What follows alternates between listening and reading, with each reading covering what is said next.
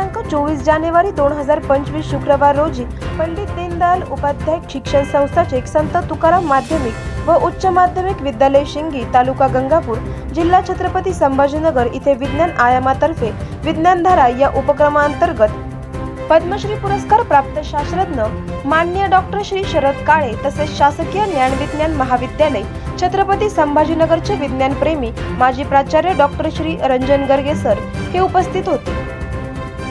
यावेळी कार्यक्रमाचे स्वरूप सांगून पाहुण्यांचा परिचय गोकुळ काकडे यांनी करून दिला।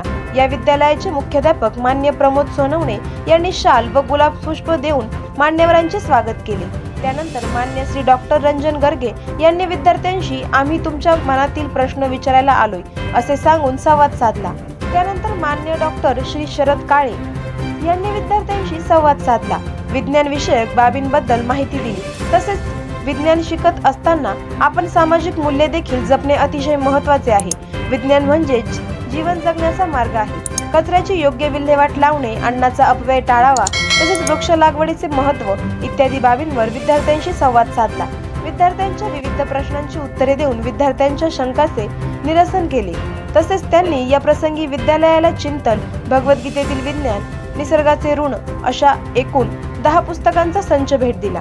या प्रसंगी विद्यालयाचे माननीय मुख्याध्यापक प्रमोद सोनवणे, कर्नल बापट, डॉक्टर स्मिता बापट यांची व्यासपीठावर उपस्थिती होती। त्यानंतर कार्यक्रमाचे ऋणनिर्देश व्यक्त करून माननीय मुख्याध्यापक प्रमोद सोनवणे यांनी समारोप केला।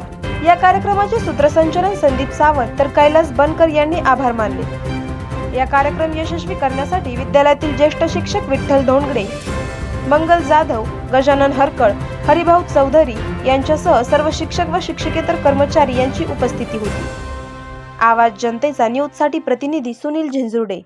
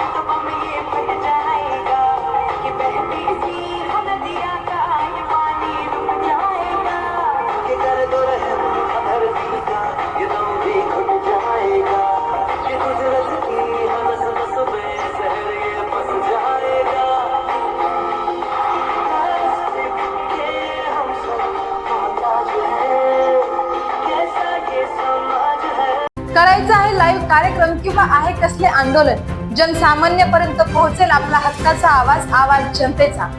बातमी व जाहिरातीसाठी संपर्क करा स्क्रीनवर दिलेल्या नंबरवर।